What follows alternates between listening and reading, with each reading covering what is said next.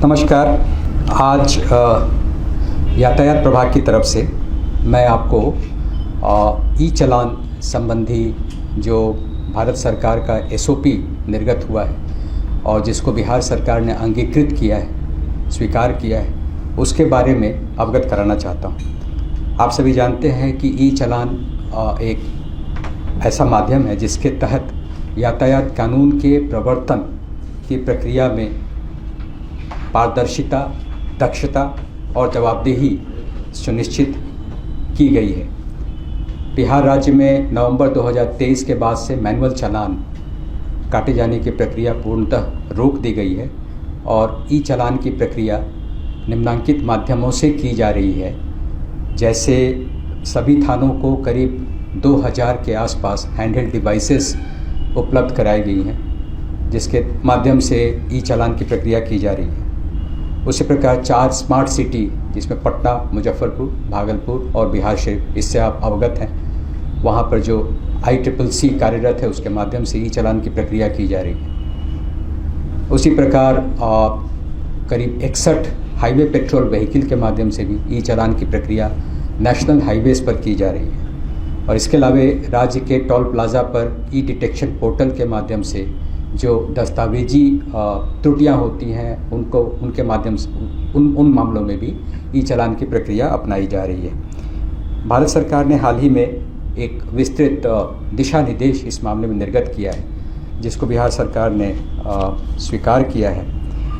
उसके कुछ मुख्य बिंदु मैं आपसे साझा करना चाहता हूँ।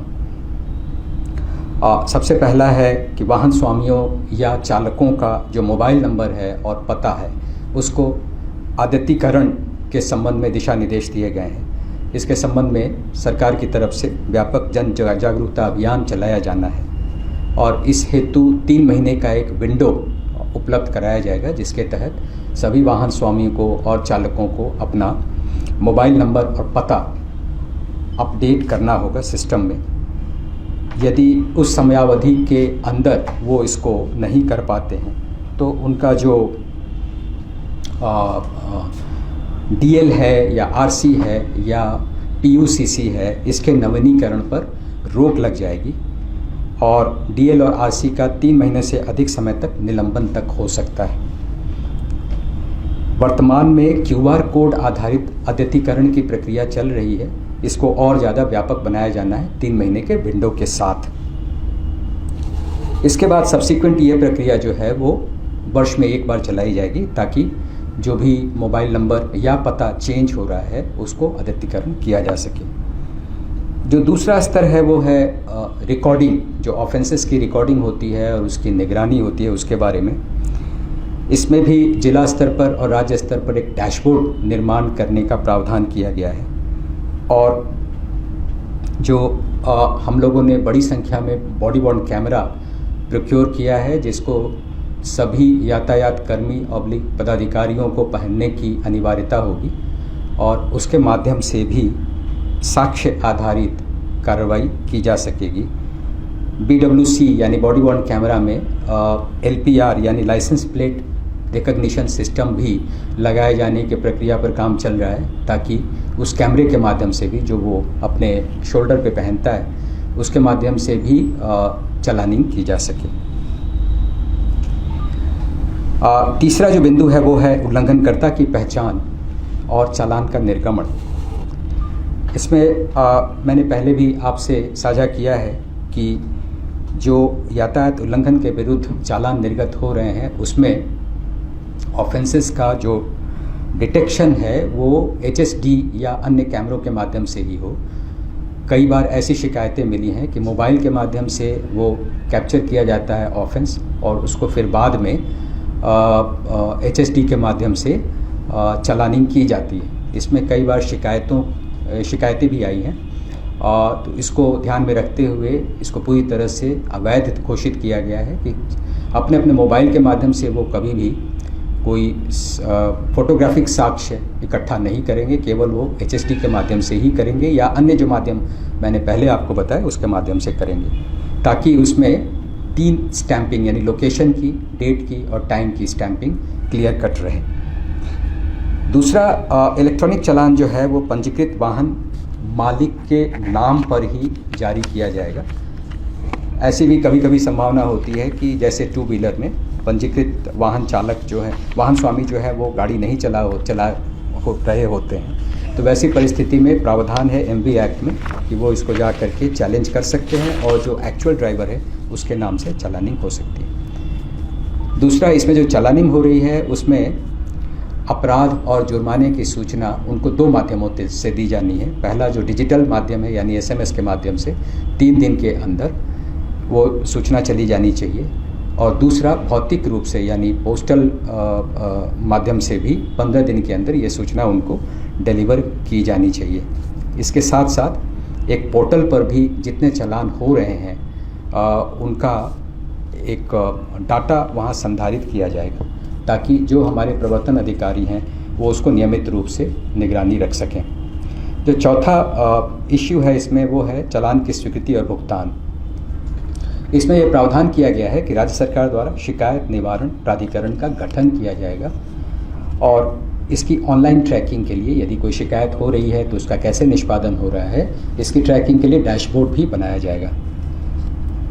आमतौर पे जो चालान नोटिस जारी हो रही है उसके 30 दिन के अंदर कोई भी शिकायतकर्ता इसको कॉन्टेस्ट कर सकता है। यदि 30 दिन के बाहर वो जाता है तो फिर ये मान लिया जाएगा कि उसने इसको स्वीकार कर लिया है, और यदि 30 दिन के अंदर कॉन्टेस्ट करता है तो उसमें एक प्रक्रिया निर्धारित की गई है जिसके बारे में मैं आपसे बाद में बताऊंगा।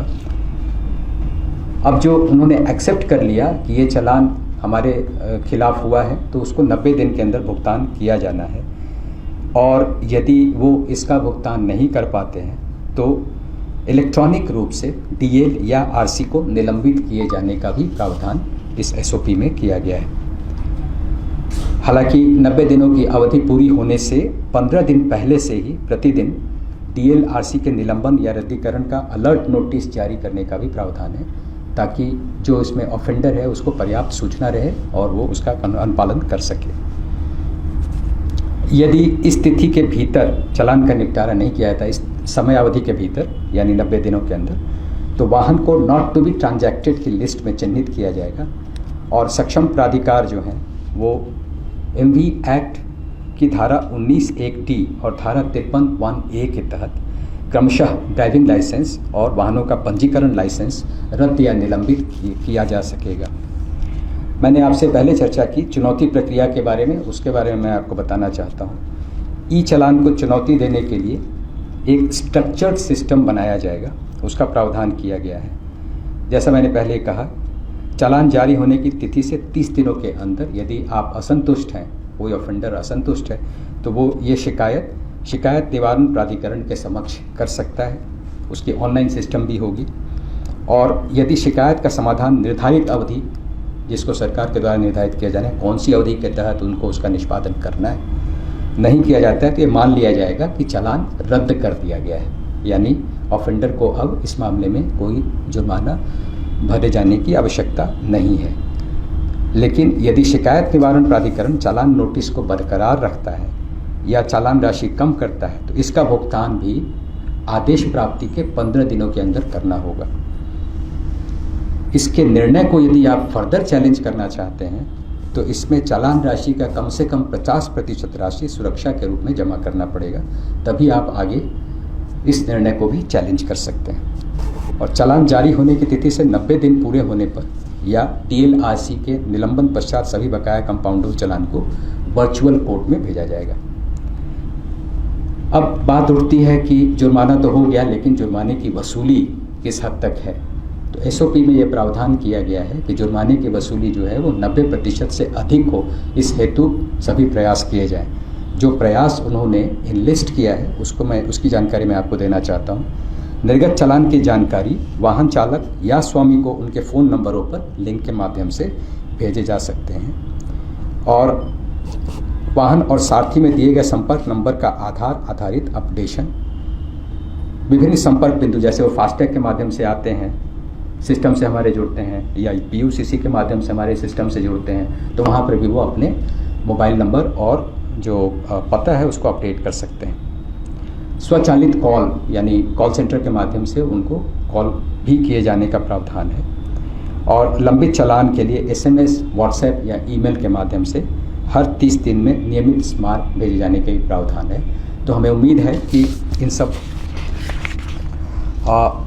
सब प्रक्रियाओं से जो मानक संचालन प्रक्रिया है जिसके बारे में मैंने आपसे चर्चा की, इसमें इलेक्ट्रॉनिक निगरानी और जो हमारा इन्फोर्समेंट है उसका प्रभावी कार्यान्वयन हो सकेगा, जिसका मुख्य उद्देश्य निष्पक्ष और जो दक्ष माध्यम से इसको यातायात नियमों का अनुपालन सुनिश्चित करना है, ताकि सड़क सुरक्षा जो है वो बेहतर हो और सड़क पर जो यातायात है वो सुगम हो।